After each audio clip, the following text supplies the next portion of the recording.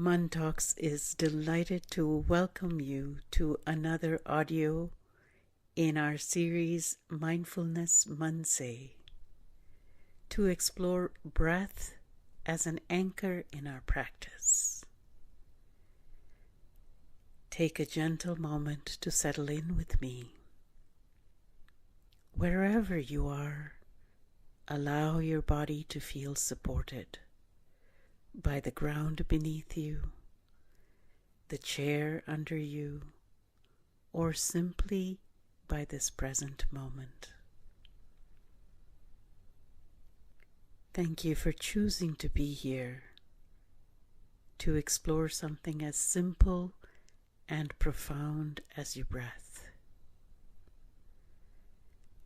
This is an act of kindness towards yourself, a gift for yourself. I invite you to take a moment. Breathe in deeply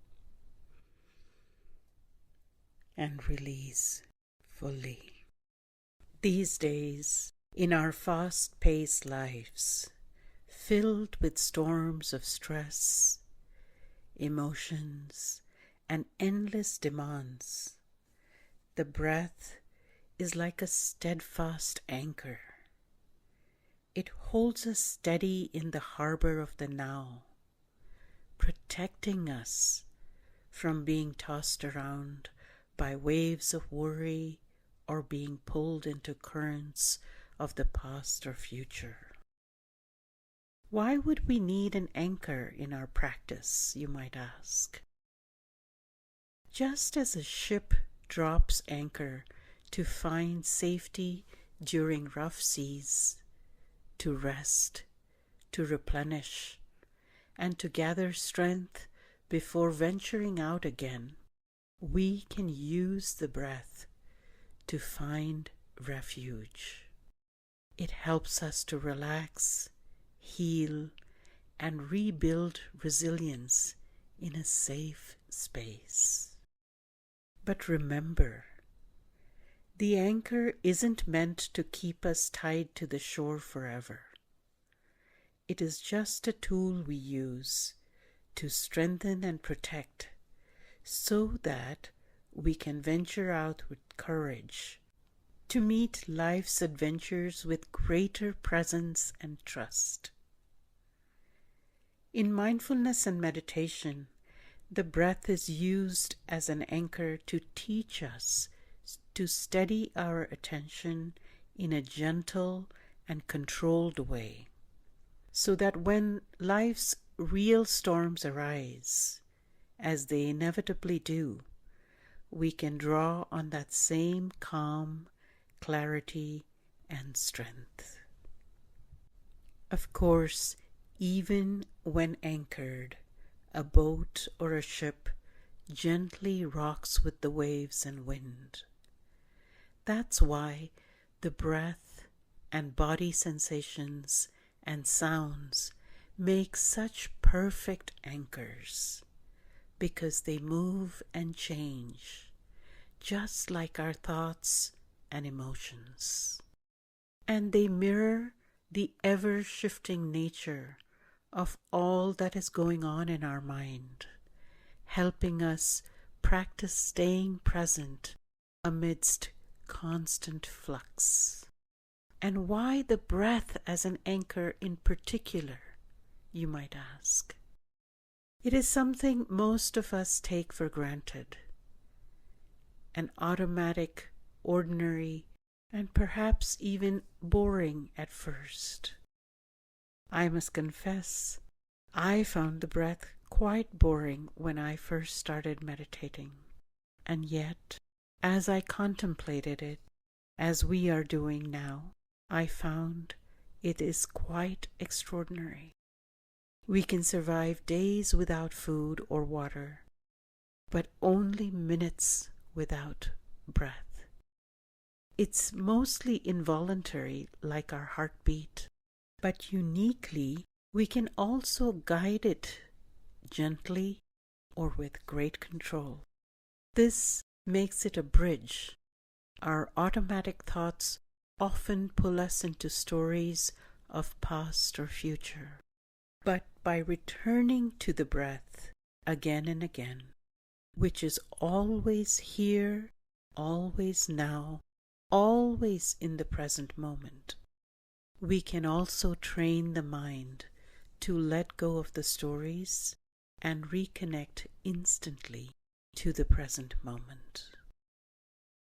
Science echoes ancient wisdom here. The brain thrives on oxygen. Better breathing has been shown to enhance clarity and mood. Slow, deep breaths can support calming neurotransmitters and helping us to move from the often automatic, sympathetic fight-flight reaction to the parasympathetic rest and digest response. Research from places like Stanford University highlight how emphasizing longer exhales, like a gentle sigh, can quickly soothe stress, slow the heart rate, and bring ease.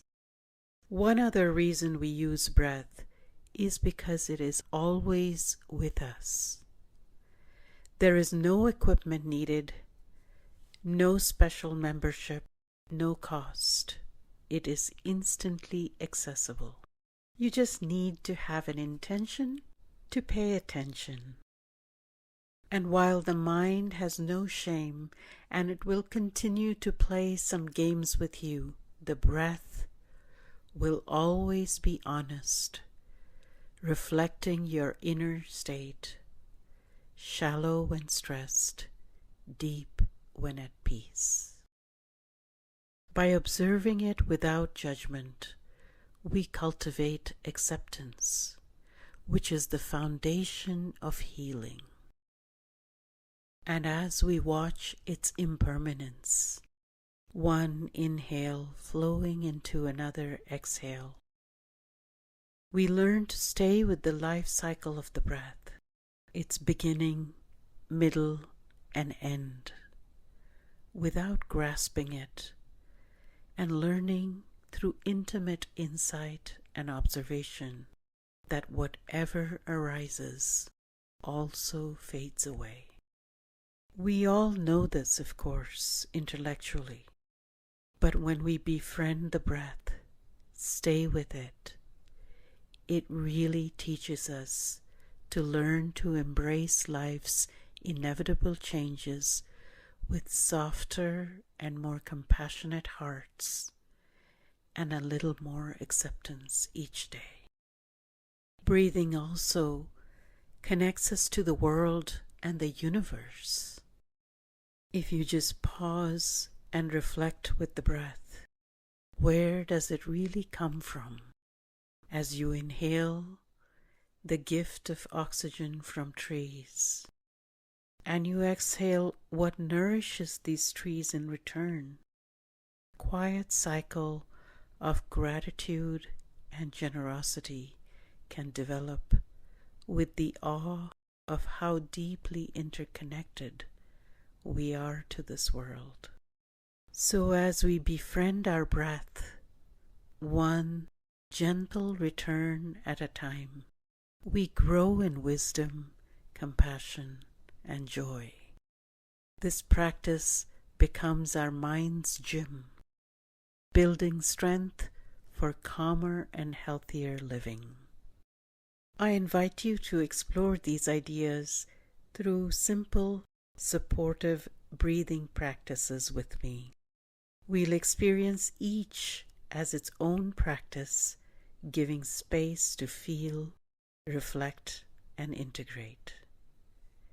Each practice opens us to the possibility of a lifelong friendship we can cultivate with our breath. It's the only thing that's going to be with you till the very last moment. Why not become friends with it? So please join me in exploring 5 different breathing practices that will help you to cultivate calm, awareness, balance, energize you, and offer you stress relief.